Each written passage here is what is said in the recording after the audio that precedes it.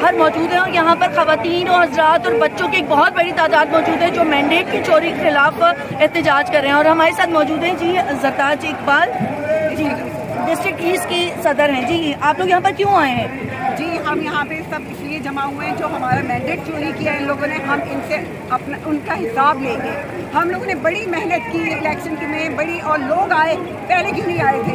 اس دفعہ ریکارڈ ٹوٹا ہے, لوگ خان کی آواز کی گھر سے نکلے.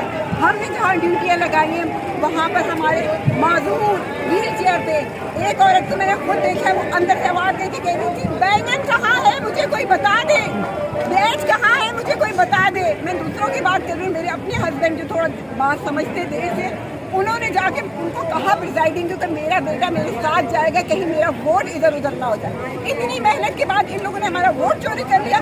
ایم کیو ایم تو جہاں کھڑی نہیں ہوئی تھی وہاں سے بھی جیت گئی. تو آپ خود اندازہ لگائیں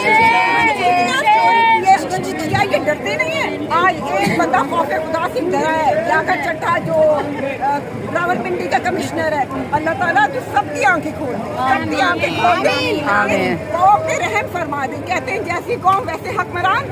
ہماری قوم بہت اچھی ہے, اس لیے ایسے حکمرانوں کو کبھی قبول نہیں کرے گی. صرف عمران خان زندہ باد. سب کا جگری سب کا یار, قیدی نمبر 804. سب کا جگری سب کا یار. قیدی نمبر 804. جی